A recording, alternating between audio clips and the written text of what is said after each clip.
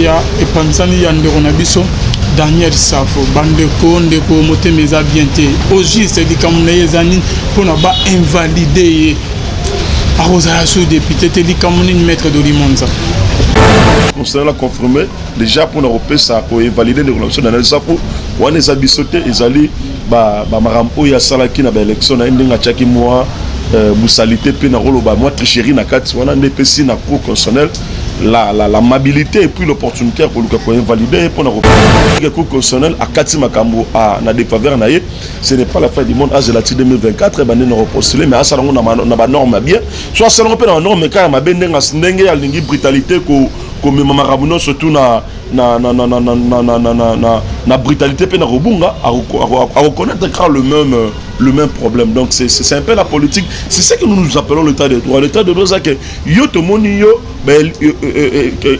nani seni epesi yo victoire o esengélité ndeko o ya moni gazali na ba moyen de droit ndaye ko saisir l'organe habilité qui est la cour constitutionnelle et cour constitutionnelle déjà ndi makambo kende ezo pesa ndeko na biso na victoire na ye o Daniel Safo nga ko yiba o to benga ki ngozali ki moyibi. OK. Ce monsieur là notre frère qui me voit au monde nga on azalaki na assistant qui na audience na wana on a ba avocat na ba ndeko na biso ba confrère o ba assistant qui d'abord ba démontrer que noir sur blanc que Daniel Safo ne pouvait pas être nani ce qu'il est aujourd'hui. Pas obéter la moto le comme député. Oh bah David c'est qu'il est député provisoire parce que la cour le nani SNI sera toujours rester provisoire. Il fallait que le constitutionnel est confirmé comme ça et comme ça nani mandature na wana ba nini définitif.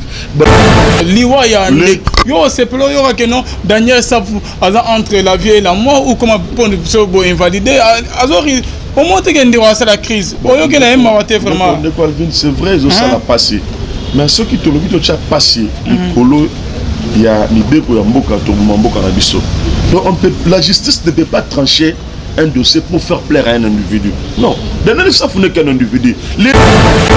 Bonzambe, na bonzambe, lola, ezofuta bien aimé dans le Seigneur. Merci na bino nyonso bozo la na biso. Oyo bozo la na biso de partout. Na ba oba soutenir musalo et là je vois le pasteur Feza Missi à la bouche autorisé de l'Éternel nanga moisiri que na filo mukwa ya motema bivense de homo depuis Londres topesi mbote et c'est kozali pe na maman Gisèle Lukelo motema papa Emmanuel na boson les frères papi Kongé na toza toujours album qui sera sauvé au Yorubi Makalami était toujours sorti officiel nango pe topesi mbote na sœur na biso Maria Bobette Mpova l'angolaise depuis Italie motema ya papa Fernando Pedro pe na mama mami mbunga motema papa Blaise mbunga na Suisse bonzambe na bonzambe lola ezo futa sima na to ya kobagenza maboto kwa wapi lolo bonzambe bien aimé dans les signes tozo kita na maloba penza malola futa biso bande réunion to ba benga biso concernant likambo ya ndeko na biso Daniel Safo cour et lobini concernant kaya Daniel Safo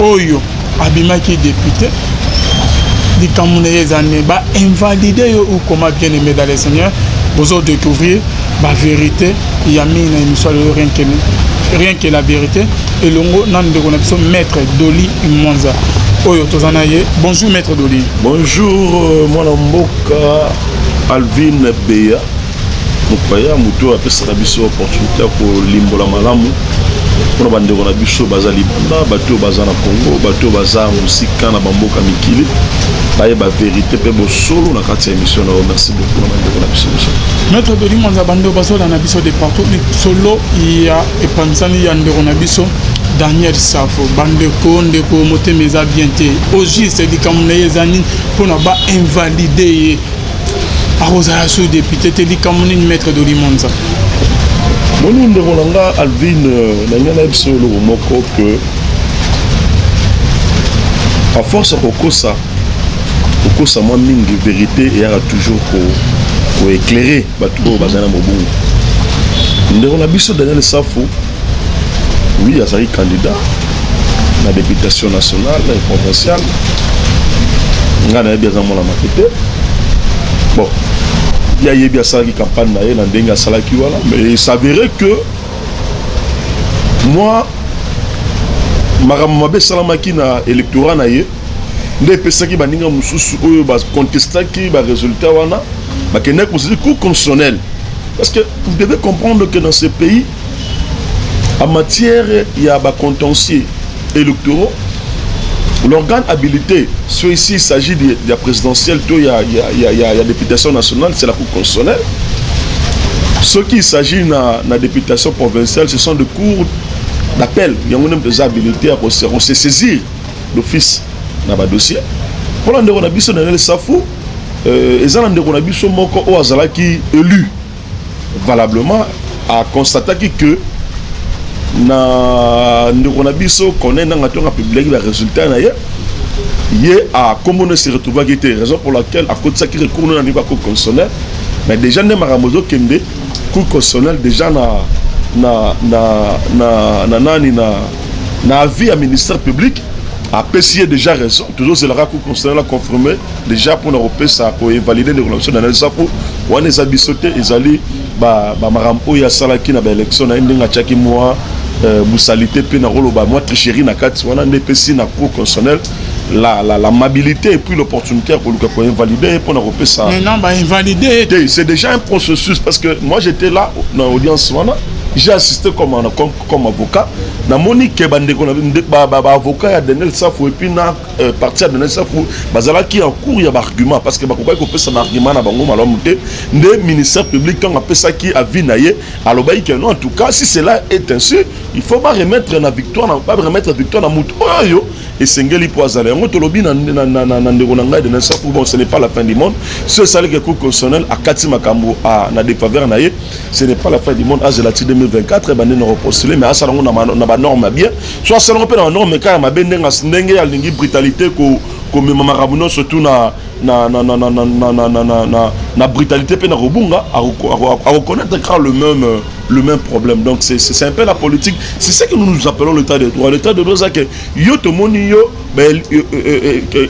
nani seni epesio victoire o esengélité ndeko o ya moni gazali na ba moyen de droit ndaye ko saisir l'organe habilité qui est la cour constitutionnelle et cour constitutionnelle déjà ne marambo kende et je pesa ndeko na biso na victoire na ye o dana sa fa ngeko yiba o to benga ki ngo zali ki muyibi o ki muyibi za malamu te l'état congolais boy marambo wana puis yo zo sepela na sepelité mais na sepeli kana le roman parce que nous avons aujourd'hui maintenant une justice libre et démocratique une justice qui ne dit que le droit au moningai avocat que je suis je ne peux jamais me rebeller à la décision du tribunal encore moins la cour constitutionnelle parce que nous sommes des auxiliaires de la justice que allez esclave il y a loi et puis esclave il y a décision judiciaire si la cour constitutionnelle est tranchée que dans les sauf ils aient des amdum sous ndeko o wana bako bimisa la cour constitutionnelle to rebettele maboko to rebisa le monde ya pona ye nzamba za likolo na ye pona sala musala malam pona mboka na biso kongo est-ce que cause attaque makamuso so batama sima makamoyo peut-être que tellement que Daniel Safa a dit combattant a s'attaquer à Chabino mal à l'aise ou comment on a évité vous allez contre bandero la muka ou comment le konanga vu nos allez moto balanda ko vraiment na limenya ibele balanda ko vraiment avec beaucoup de considération yebisanga mulukwa dans qu'est-ce que Daniel Safa a voir peut-être na gestion mboka o que représente MSC comme Daniel Safa oui c'est un citoyen congolais oyo azana droit vendre mboka na mais quand même pour un régime oyo ya sika régime oyo nzambe nani ado simba régime oyo andeko na biso Chilombo Félix ezali régime oyo kolanda koko se réduire na makama mikete kolanda baluka ba rendre Daniel Safa n'a pas un problème avec ce régime en place mais Daniel Safa a un problème na ndeko azala candidat à circonscription na niveau afuna et na niveau muamba ndeko wana pona ya monikete ngai na zwaki ba voix koleka ndeko Daniel Safa nde a côté si recours na ye na niveau constitutionnel c'est le droit en fait c'est là donc c'est l'état de droit oyo tolobara toujours oh papa na biso Tshisekedi alobara toujours il faut construire dans ce pays qui est le Congo un état de droit où il y a l'égalité dans la justice ndeko na biso oya monique makambu ndenge senya salaki ezaki malamu te pona ye ndako tse recours na ye il ne faut pas que le gens va me gaper ko donner une connotation qui n'est pas correct à la réalité que non, voilà, on a vu ce qui va coup constitutionnel qui est invalidé, c'est parce qu'il est de la Mouka. Non, mais dis-moi un peu. Déjà aujourd'hui, je te dis, mon cher ami, on ne parle plus de la Mouka. La Mouka, déjà, c'est quelque chose qui est passé. La Mouka, c'est une plateforme électorale, électorale,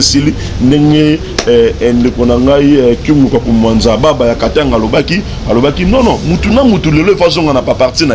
Yon de Kofayo, nous avons parti de décider, Bouna, on a parti de décider. La Mouka, déjà, ben, le Salamaki, Mission de Félix, à sa président RDC, République démocratique du Congo, de la Mouka automatiquement profit. Donc, Mouna, Moutation, on a parti. Bon, hier sur Aza Moutala Mouka, je ne sais pas, mais il faut le voir déterminer parti. Au moni, Toko, ça rappelle, parce que le peuple déjà joué maturité, paix, intelligence, et on comprend de ma BP dans ma lame, dans ma sur le Congo. Est-ce que Bande Kobazaki est belé, et pourquoi Rakende Kowana Poni Daniel Safou? Je te dis, non, mon cher ami. Et ça, moi, je vais te dire, moi qui n'étais pas le choix d'un avocat bien outillé, qu'est-ce qui s'est fait? Déjà au niveau de la Cour constitutionnelle, la requête est qu'on dit pour l'invalidation d'un député qui est élu provisoirement dans la CENI, dans la nouvelle Cour constitutionnelle. Il y a une affaire à 5 ou 6 000 requêtes et on a pour la contestation, le résultat. Et ça, dit que, on a côté ça qui est l'élément. Parce que il y a un niveau à CENI. CENI est plus tendance et puis pourcentage, il y a moko, il y a kenda moko na moko. Et que on a constaté que il y a un bureau de vote au voter, il y a un élément au Yazanango. Que ne Daniel Safou a jamais, à moins que l'icolo comme c'est comme l'icolo. Daniel Safou a gagné l'élection. N'est pas ça qui est le pouvoir. Il y a ressaisi que constitutionnel pour que constitutionnel le lot et que ça y est. Et ça y est dans un premier temps, moi gain de cause. Non, donc le problème est celui-ci. La Cour constitutionnelle est pour les Congolais surtout. Nous voulons l'état de droit. Et dans le rang de relation, il faut que nous dans ma canis quand même que ça qui rêve moko boy zalaki nango rêve moko zalaki nango peut-être un fondement comme tel donc à sentir que non voilà bon élément oyo amuke ba pesa ki na bandeko na ye o bazalaki ba témoin na ba bureau de vote alobi que non yom to gagner qui ne pesa ki ndeko Fayulu le pouvoir et puis l'orgueil au saisir constitutionnel. Constitutionnel on a moni que non voilà bon en fait il y a insuffisance des éléments et puis requête ne zalaki fondé et zalaki réservé mais non fondé ne pas rejeter qui donc c'est un droit tout congolais ne soit moni que non voilà il y a un organe il y a justice avec le constitutionnel OK on a vu ça constater que na ba élément o ezana propos na maboko na ye ba élément o yaza ko détenir que ndeko Daniel ça faut jamais combattre ne pesier la mobilité au saisir que concerné pour quand je gagne de cause et les lobo je ne sais pas mais déjà ne maramozo kende na avis à ministère public alors que c'est déjà cette opportunité c'est déjà quelque chose de bon en fait monsieur le de ce pays c'est l'état de droit ndeko o ya kotsa regarde na wana donc Daniel Safou Arozala ou Azaf invalidé. Non, ce n'est pas qu'il y a un fort. Non, Ezali, ma cambo ma bé ou donner ce fort salaki lors il y a une élection. Tricherie ou la même qui na niveau de l'élection. N'est que ça là qui va mettre à côté. Non, donc c'est un peu ça. Invalidé. Oui, mais il sera invalidé.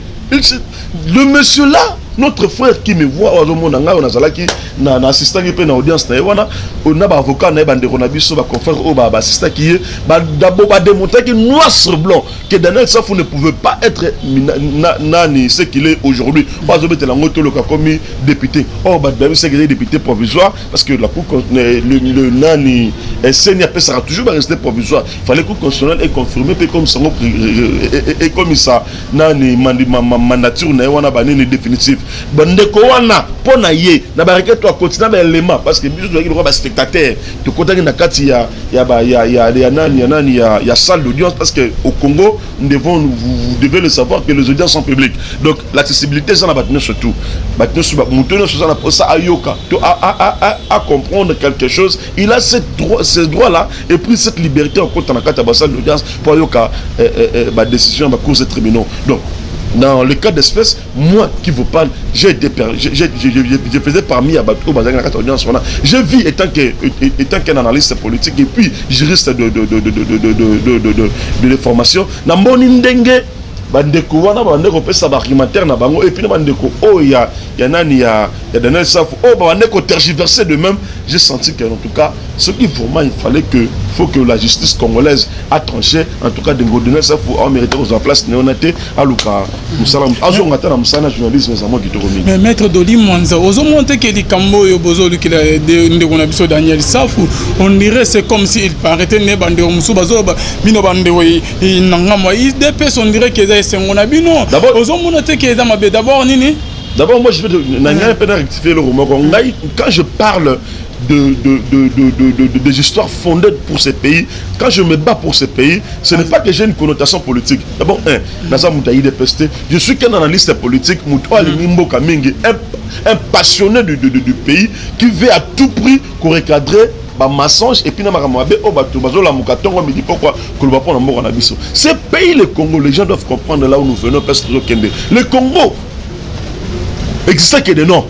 Pas des institutions. Les lots, on a dit ça, autant mon rambo comme sous notre dernièrement, on a autant de tour na niveau Afrique du Sud, na monde na kitina niveau il y a des prépares de développement par ça. Vous sentez qu'aujourd'hui c'est une fierté pour donc c'est une fierté pour tout Congolais d'être dit Congolais. Donc les lots mutakomi koka sengopé na valeur robin na Congolais. Chose qui n'était pas réalisable ou faisable hier. Aujourd'hui, le Congo a pris moi ça nas mora bien même banderonanga baza libanda ya mboka bayebi makamazolo le Congo qui était considéré comme un état bananier hier aujourd'hui le Congo est commis un état qui peut à un certain niveau kolobata mo ai au mona lelo ba mindele baye ba 5 ndeko na Félix pardon mais fongola biso ata maison Schengen parce que tu sais quoi donc dans la tête, ils peuvent venir ici au Congo. Ce n'est plus le cas aujourd'hui. Tout se négocie. Et toujours, l'intérêt à Congo, il faut ça. Et puis l'intérêt à peuple congolais. Quand tu viens pour un investissement, quand tu viens pour une exploitation, il faut toujours le Congo par Naïpesal. On n'interdit pas à tout le monde de venir investir ici. On n'interdit pas à tout le monde de venir exploiter ici. Mais quand vous venez exploiter, quand vous venez importer, quand vous venez investir, il y a toujours la part du Congolais. Okay. Congo, il faut toujours m'avoir. Maître Doli Mwanza, Makambo, il y a invalidé Daniel Safou. Vous avez montré que vous avez dit Daniel Boya a sali crise. Na combat nous soit mené à sali le Lokendeko Seigneur Bimisa qui est vainqueur a gagné dans l'élection a bimi député national. Beaucoup de Lokanini c'est pas liwa ya yo c'est plus yo que non Daniel Safou entre la vie et la mort ou comment pour invalider azori au moins que ndeko ça la crise. Oyo que na mawate vraiment. C'est vrai ça l'a passé. Mais ce qui te le dit, tu as passé, il y a l'idée que la justice ne peut pas trancher un dossier pour faire plaire à un individu. Non, Daniel Safou n'est qu'un individu. Les lots oyoyo, ce qui justice ya mboka na biso, et si Daniel Safou raison, il y a des juriste que je suis, non, il y a comme jurisprudence. Donc, jurisprudence dans quel sens? Mouton père, mouton sous père, ça la paix m'a ramené dans ma manœuvre, à quoi ça manœuvre dans ma électorat, aux yeux à Liboso. Ce qui justice congolaise, et l'ingui est invalidé tout le monde, mais il y a le cas d'Daniel Safou que la justice a outrepassé la réalité pour donner raison à un individu qui ne pouvait pas avoir gain de cause. Tu vois un peu? Donc c'est ça qu'il faut éviter. Nous sommes des acteurs politiques. Nous sommes des gens qui doivent en principe enseigner la bonne nouvelle au peuple congolais. Nous allons partir. Donc il faut chercher à bien faire les choses pour ne pas parce que nous devons enseigner à nos enfants le bon moral. Nous devons enseigner à nos enfants la valeur. La valeur, on a de ça, en tout cas, il faut aimer la patrie, il faut aimer. Ce sont des valeurs que tout Congolais, il faut garder toujours. Quand tu aimes ta patrie, au rôle injustice sans la matière. Parce que nous sommes congolais comme nous. Nous ne pouvons pas privilégier un pour favoriser l'autre. Non. Il faut que la justice soit dite. Il faut que la justice ait se prononcer valablement librement. C'est ce que nous voulons. toutes les années que j'ai fait à l'université de Kinshasa, c'est pour vouloir à ce qu'il y ait de l'équilibre dans la société. N'a aucun université de Kinshasa qui n'a pas na campus, n'a qu'un mikuna ma casse na niveau zamba pour na le droit le long comme qu'on défendre bande rebelle ba ebiango na tika mutu oyo la personne qui ne mérite pas, la personne qui cherche à tout prix à aucune valeur à primauté pas mutu oyo azana juste non quand même ça ne peut pas se faire. Le Congo c'est un pays d'état de droit. Lorsque on constate que la personne azana droite et que mutu soit valoir plus que bon on peut ça mutu on a valoir plus que qu'un aventurier ou azo ko sala makambo to côté, c'est un peu ça. Donc les ana moins justice c'est ça le droit, c'est ça la justice. Maître Doli Manzozolo Bake non, au Mati Campus, au Tangi, souffrance au Monakuna na campus, faut défendre études no, ça la diplôme na yo mais ndeko nanyo boketu azo bake ozo défendre. En tout cas les misangaye. Je ne saurais pas répondre. Non, c'est moi qui présente l'émission. C'est sincèrement. Donc tu dois répondre à mes questions, Maître Doli Manza. Je sais, mais quand je Vous êtes ici pour répondre à mes questions, Maître Doli. Est-ce que vraiment... Maître Doli, que je termine ce que je disais. Lobby que non, Maître Wana Adamaye. Et c'est qui s'en a. Maître Wana Adamaye, l'État Zoba. Il y a maître Neni beaucoup l'élection émission Adam Ayer l'état de défendre qui mettent en bien diplôme au somande ndenge ba konzina bino pe ba somba ko soma ba diplôme ba lakisa. Bon ndeko Alvin je ne suis pas venu ici parler de moi parce que tu m'as posé cette question là.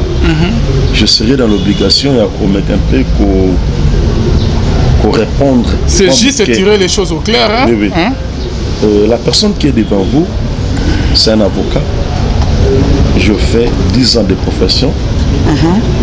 Je finis à l'université de Kinshasa. Ils étaient à l'université de Massimanda, à Wabel, Campus, à IPC, au Inilute. Là, c'est une grande Vas-y, terminé. Ok, vas-y. Ce titre d'avocat, ce titre de licencié à droit, je l'ai pourtant toute ma vie. Si on a Koufandé et le moment société. Donc, parce que, nous, comment ma casse, nous, comment fort, nous, au monde, moi je suis monté au campus. Je n'ai jamais osé dans la famille mon ministre Azali. Je n'ai jamais jamais dans la famille mon professeur de droit Azali. Donc il ndeke. Ban massa on a ça on a 2006 na ibi. Donc au sommet on diplôme tenir. On a celui-ci même année avec Kanyama. Kanyama qui me regarde, c'est un collègue de Vidal na campus depuis G1. Au sommet. Abiso to kemi pona. To kemi a blagueté. Donc vidéo bâti de ça test on a sali test ça na baro ya matadi ya même tête. Je reçois avec mention 65%. Ngai. N'est pas ça mon ami. Donc quand tu me parles de gens bon en fait permettez-moi mais parce qu'il y a des camarades de Belé pour ba benga bande ko ba nganga mingi na niveau ya Potokuma. Ça ne reflète pas ta personne, il y a à répondre na ba bloro mususu ndeti bande ko na biso ou je t'en que ça ne serait pas utile pour moi de citer son nom hein. En fait bon s'il faut que je le cite parce que tout n'est pas question là on a biso oui bon c'est quelqu'un qui se cherche encore dans la vie hein, bon on a aussi un musicien moi je le connais tant qu'un musicien bande ko na ye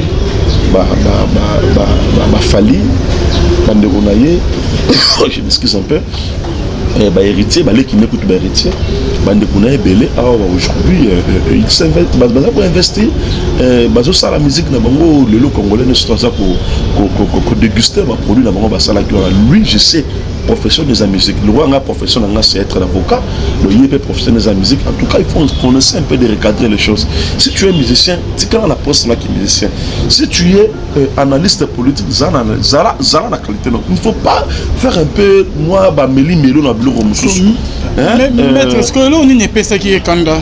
Non, mais moi j'ai été surpris chez moi à la maison. J'étais en pleine réunion. En fait, en pleine réunion une réunion un peu importante et puis une réunion stratégique. Je vois que mon téléphone sonnait. Bon, en fait, d'habitude, quand on m'appelle, je réponds. Après, ça a secrétaire dans la matin, d'habitude. Mais c'est un monsieur-là qui m'appelle, il commence à m'insulter, il commence à dire des histoires. Bon, en fait, bon, ça n'engage que lui, hein, ça n'engage que lui. Déjà, Ngaï, je lui dirais que Ngaï Poto na Kendara na Zonga. Moi, au demain, juin, je serai en Europe, dans la Belgique, pour apparaître dans la place, je vais leur rendre visite depuis dans Zonga. Donc, moi, je n'ai pas peur de quelqu'un. Le pays, nous sommes là pour se donner à cœur pour la Mboka Oyo. Parce que Mboka Oyo, on a sous occupation. Si on a un Congolais, un monsieur qui se donne le pouvoir, il y a le fouta droit, il y a le média pour défendre la valeur. Moi j'aime les gens, quand vous m'appelez, appelez-moi que nous discutons. Il y a des amis qui m'appellent. Il y a des Congo, en Allemagne, et ça, papa Nabiso qui Ramazan il y a un niveau en France. Cette belle d'Afrique de ceux qui m'appellent, on discute et puis nous cherchons de voir ces moyens comment faire renaître encore ce pays qui est le Congo. Mais tant que nous avons bien rapport à mon film, je suis désolé, et puis dans l'éducation, je ne sais pas insulter les gens. Je n'incite pas les gens. Moi, je ne dis que la vérité et rien que la vérité. Alvin, ça fait trop mal lorsque nous voulons, lorsqu'on va à Bisso, avant de dire papa Mokolo, tu te mets, non, d'abord insulter quelqu'un et ça arme ma faible. Moi je ne peux pas insulter. Moi je ne fais que défendre ma valeur, non seulement valeur en Moka, et puis ma valeur lelo. Attends, toujours. Ce qui nous unit, c'est plus fort que ce qui nous divise. Aujourd'hui, c'est le Congo. Le Congo, il y a des armes maternelles à Bisso. À part le Congo, on n'a pas quelque. Tout ça, on n'a pas trop nous soutenir. Donc quand tu te mets, il y a Koluka ko esondie Mboka na yo. Il y a Koluka ko mettre ton pays au rabais pour que le lobandeko babazo baba nongolo misu. Baba na Koluka ko ça des voisins moi comment ba kabola biso bana Mboka. Bandeko pas comprendre que c'était déjà dit. Ce sont les dits déjà. Oh, le doit comprendre après. Ougandais, tout ça,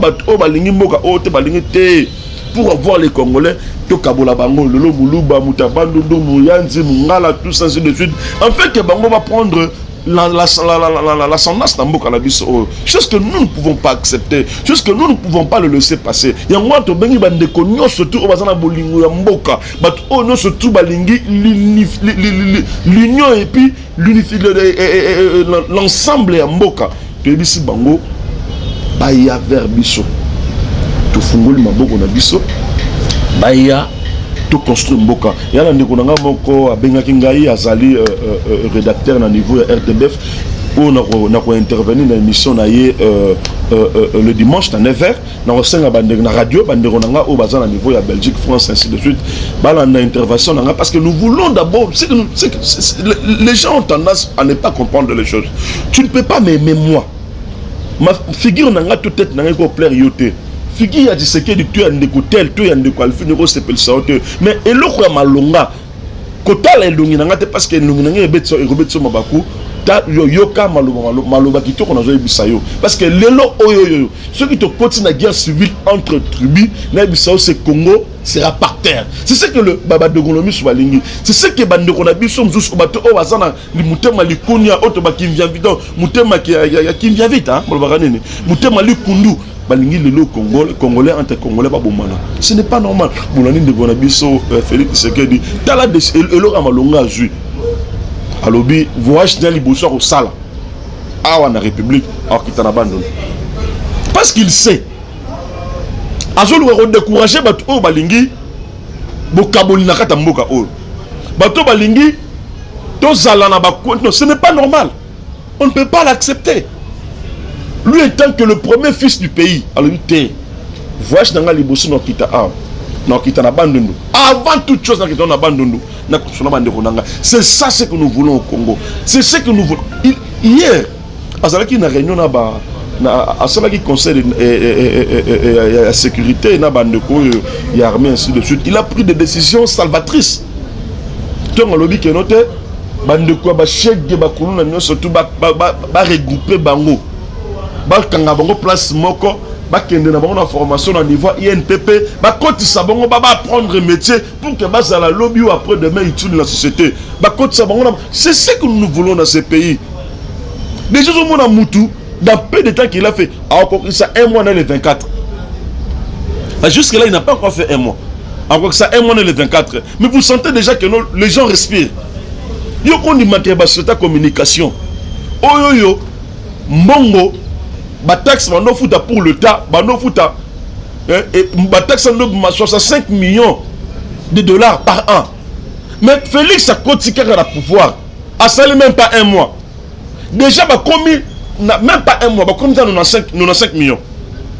95 millions. Bon, ça un mois, ça une année. Et là, on a rejoint une année 65 millions, mais il y en a juste un mois, pamba. Alors que ça, on le 24 ans, comme ça, 95 millions. C'est Moutabongo. Félix, ça en bien. Non, mais quand même, ce sont des œuvres, on l'aura toujours, nous, Congolais, nous devons applaudir. Vous ne pouvez pas décourager Moutou Azana Bolingo Mboka. Mais dans le barango toujours, Bisso Bakinois. En principe, il faut te combattre Ndeko Félix parce qu'il n'est pas notre produit. À sa produit, Félix c'est un combattant, Félix c'est un diaspora. Mais ce qui est étonnant, c'est le fait que Bandeko Oyo Bango, ça l'aura fouillé, il y aura moi Oyo Boti, Ndeko Nobo Sarane Tongo me dit pourquoi. A commis le l'homme conduit, Bandeko combattre. Là, c'est pas l'endroit où il y a image, il y a frère dans l'autre temps. Mais tu poses juste pourquoi Abengakio a fini Nakio? On répond à la question.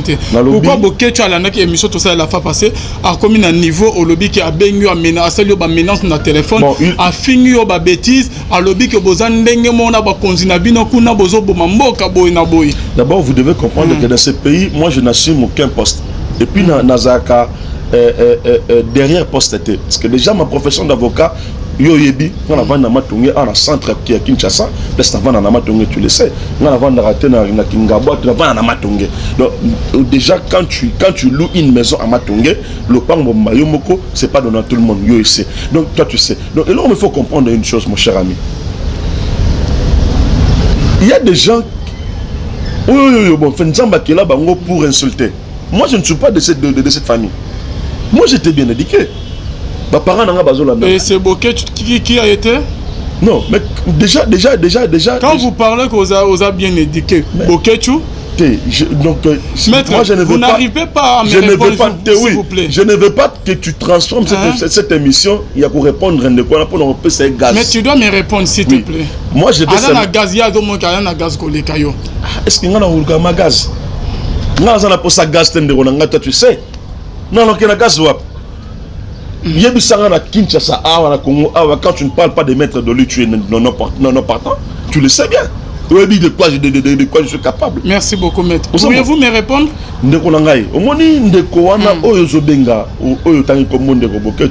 C'est mon frère congolais. Concernant la PCA Mboka, avec ta musique, Bandekone, Bandekona Biso, ma belle Lisa Tigi Biso, la musique, avec ta Rawana. Alors, je peux relève ma belle Lisa P, le roi Zapete, à coller la musique, Wana, avec la cérémonie, va faire tout ça à ma propre. Au lieu de rester là-bas, à chacun son boulot. À chacun son boulot. Toi, tu veux te transformer, tu es musicien, tu veux te transformer en politicien, mais quand même, il s'en aille. Hein? Mais ça n'a pas de moussou. Oh, il serait bien bon fille. Tu veux être politicien, bien sûr, je ne disconviens pas, mais comment la bise ta phrase, attends, phrase, combo na moko.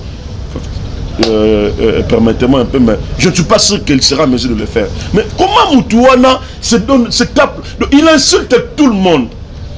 Tantôt, il va soutenir le président en place, Félix Tshisekedi.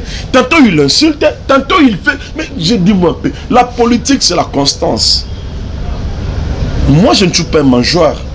Il y a pouvoir. Moi je ne vis que de ma profession d'avocat. Je dis que la profession d'avocat, je vis bien. Et dans une relation, vivre ce qu'on mieux. Avec Félix Tshisekedi, n'est pas partenaire, bazoya awa, ba congolais belé bazoya pour investir en habit que biso bateau de ça na kin awa ba avocat parce que moi je fais une profession libérale. Toujours lukalelo, yango na ça bande konanga belé ba na poto. Amenez vos projets ici. Nous sommes là. On va travailler ensemble pour nous construire. Nous devons aider le président de la République Félix Tshisekedi Tshilombo d'amener ce Congo au-delà.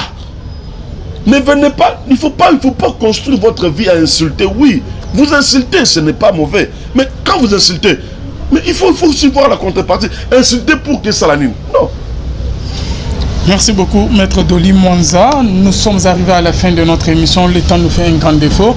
Lilobaya Souka, par rapport à Nyon Sotolobi, Nande Kono, Daniel Safou, qui a salé qui fait Bonaboué, Azo risqué invalider. Non, en fait, on dit Babi, mentir, tu finiras toujours par dire la vérité un jour. Moi, c'est le fait qu'aujourd'hui, le Congo, je peux me dire que nous avons une justice dans ce pays, mais l'institution est vendue Kitoko. Une justice, Nandenge, Bazo invalider Daniel Safou. Exactement que vouloir invalider. Il y a qu'un monsieur de Konabiso congolais, a constaté que l'électorat est entaché des irrégularités. Ce n'est pas moi, Doli Mwanza. Votre numéro de contact, s'il vous plaît. Mais je n'ai pas encore fini. C'est la fin de notre émission. Oui, je sais que c'est la fin. Okay. Pour rappel, je n'ai pas de sa confiance dans le pouvoir aux en place. Il y a des Félix Chilombo. Toujours on a déjà bah merveille et il y a déjà de temps à autre il y a des Luc Gérard un multimilliardaire dans niveau il y a Amérique latine kuna ayaki basona Neko Félix il veut investir à créer d'emplois une affaire à 5 millions d'emplois c'est déjà une très bonne chose pour ce pays donc on peut ça bande konanga bazar ya kutana na mozito te hein mozito aloba quand tu me parles ne me rebille pas na batoro ba mozito c'est un bon, mais ce sont des gens qu'on ne peut pas parler de parce que Toyebi, ce n'est pas un bon exemple. On peut permettre tout le monde de parler sauf lui parce que ce n'est pas un bon exemple pour ce pays. Il a transformé Nani Tongbachakie Nani ministre premier ministre Nani va primature. Tu sais comment sa primature a été transformée? La primature vraiment na bakoni. Bakoni là mon primature mon amutake alongo akezando asolo Thomson na ya 2+3+ ba okalinga na primature mais ndeko na biso o matapo ndeko ya pesi quand même valeur Mouzi tout premier ministre qu'est-ce qu'il a fait et pas ndeko na biso ya na ba rien même pas une transon sali transon va ko à 1 km 2 km. Mais à fond ça chaîne comme TV ça. Mais chaîne nous yo totolanda ngana yo comment bandeko na biso ba sali 24 mois impayé na chaîne na yo asali ndeko na biso bembanga lo ba toujours ndeko na biso permettez-moi un peu na mekape ko survoler ma matière wana ndeko bemba ba vidéo ba ni ele kana ba chaîne na chaîne na ye mais ngono lo bakaino dis-moi un peu ce qui le long ndeko bemba azalaki na position ndeko Félix Sekedi même RTNC on dit que ndeko ma rapport ndeko Félix osala oh lelo tout le descente a failli dans la province awa ils ont l'accès na RTNC l'information ça qu'ils paye un rond mais ne combien de on a biso Peter Tiani a espace kuna Alexis Kaka ba image à Félix Sekedi na bisayo ba suspendre plus jamais même il s'en fout à mbongo à passeport sans gratuité ba boy quel genre de dictature de ce que Moutabou ne élevé dans mboka na biso mais il va arrêter tout le monde. Il arrêtera tout le monde. Donc de loin on appelle ça Noëlla zéro faute. Grande sœur et famille dans ce pays Makasi donc on a pour merci beaucoup na ba conseil ainsi de suite na pesi bande ko na ba Liège na pesi bande ko surtout allemand no balanda nga bande ko en Angleterre en tout cas tout continue toujours tout ça là tous ala toujours unis na ba réflexion de besoin toujours pesa na de temps à autre pour na ko élever mo na biso Congo je suis là à contact na nga boyede toujours et toujours plus 243 89 64 32 073 plus 243 89 64 073 nga numéro na nga zo benga oyambanga na opesa mutu mususu te to na pesa secrétaire na nga tote na ebisaka même bato ba travailler membre na nga cabinet quand on m'appelle même si na ça en déplacement na numéro wana quelques personnes a décroché c'est mon numéro privé et on a la donc je n'ai même pas 2 ou 3 numéros c'est même numéro appelez-moi bateau bazana na posa ko bomsamboka bateau bazana ba idée parce que moi quand qui vous parle présentement j'ai tant de idées tant de projets mais toujours Lukasiko ne ba ba musapi moko sukura relongité toujours na posa ya bandeko o ba bolinga mboka ba libanda bandeko baza de passer par là toya to fédérer ba penser na biso ba réflexion na biso pour na construire ko investir na mboka lobby to benga na tête bateau na kata mboka. Oh merci beaucoup. Merci beaucoup, Maître Doli Mwanza. Numéro né ya Maître Doli Mwanza beaucoup en contact. Bonzambe na bonzambe lola Yezo Futasimana Antoya Koloba Nzama Boto. Wapi, merci à Arnaud qui était derrière la caméra. Merci à vous tous qui nous avez suivis. On se retrouve la semaine prochaine, j'espère avec le même plaisir. Bye. Le temps passe et ne s'arrête jamais. Alors réveille-toi mon ami. Et tout ce qui nous quitte chaque jour, laisse que cela nous serve de leçon. Car à chacun son jour, à chacun son tour. Peut-être demain sera ton tour. Alors réveille-toi et prépare ton âme. Car un jour, oh, oh, oh, hey, oh, oh, oh, oh. Hey. Le temps passe, le jour s'envole, s'en va si vite sans laisser de traces. Hey. Comment faire pour l'arrêter, car il nous amène vers le jour de départ. Yeah. Tout s'effort avant nous, n'ont pu l'arrêter. Il s'en va sans arrêt, sans pitié, ni nous laisse le temps de faire nos bagages, et de tout mener. Le temps passe, le jour s'envole, s'en va si vite sans laisser de traces. Comment faire pour l'arrêter, car il nous amène vers le jour de départ. Tous ces forts avant nous n'ont pu l'arrêter. Il s'en va sans arrêt, sans pitié, ni nous laisse le temps de faire nos bagages et de tout amener. Il s'en va seul sans nous. Faut me perdre tout plutôt que de perdre son âme, à quoi bon tout gagner, mais sera que vanité. À quoi bon tout gagner, perdre son âme si l'on est censé de tout laisser. Mon inga, verser le sang de l'autre, demain sera le tour, tu seras seul comme dans un miroir. À quoi bon tout gagner, perdre son âme si l'on est censé de tout laisser. Mon inga, verser le sang de l'autre, demain sera le tour, tu seras seul comme dans un miroir. Où tu rendras compte devant le Seigneur toute ta vie sur terre. Après avoir tout gagné, l'on s'en va seul, sans rien amener. Faut me perdre tout plutôt que de perdre son âme. À quoi bon tout gagner, demain sera que vanité. Faut me perdre tout plutôt que de perdre son âme. Perdre son âme. À quoi bon tout gagner, demain sera que vanité.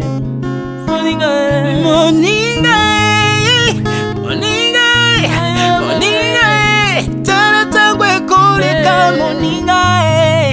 Moninga, tala bato bako kende. Okosala lolendo na mokili, okanisi mokili yango yayo, etala bato bakoleka. Tango ekomema ngai, tango ekomema, tango ekotika moto te. Bakulutu bayakala basi bakende. Moninga, tala tango ekomema. Papi Charles Mombaya si akenda kala. Otango eza komema. Ya Mari si akenda ye. Misa Mungolo tala tango ebebi ye. Papa de Baba si akenda kala. Tango eza koleka. Ale Moloto si akenda kala. Tango eza koleka. Ata Mobutu sese kokukungwendo wazabanga asi akenda kala. Tango eza koleka. Mzee Laurent Désiré Kabila akenda kala. Tango eza koleka. Tango ekotika moto te, tango ebangaka mokolo te. Liwa bangaka mokolo te, abangaka peleki te. Abangaka motambongo te, yokaka pe mobola mawa te. Liwa tango yaka amemaka moto nyonso. Tango ekoleka, lengela bomoi na yo, epana yawe. ntango ekomema ndenge na bomoi na yo mokolo na yo ekoya okokende ndenge nini le temps passe ne s'arrête jamais le temps passe moninga moninga tala ntango ekomema moninga tala ntango ekoleka moninga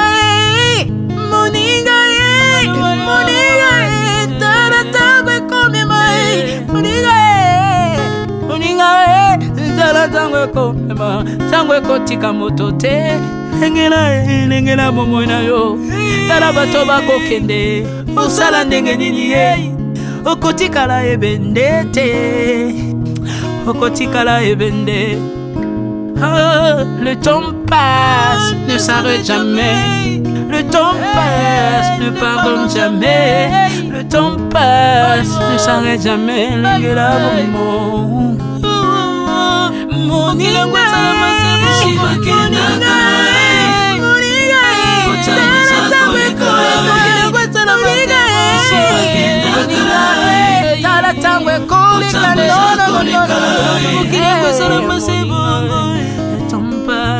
nyonso bato bakokealela mpona ninialela mpona ntango eza koleka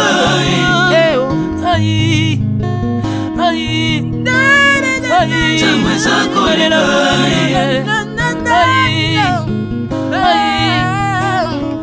ntango eza koleka le temps passe Alvin et Béa tala tango ekoleka nabongisa bomo nanga mpona nini bato bakokende biloko nyonso ekoleka nalelalela ntina nini natangisa makila na boma bato mpona nini soki nyonso ekoleka un jour nabanga kufa mpona nini soki naza putulu ya pamba mokolo ezali na koleka le temps passe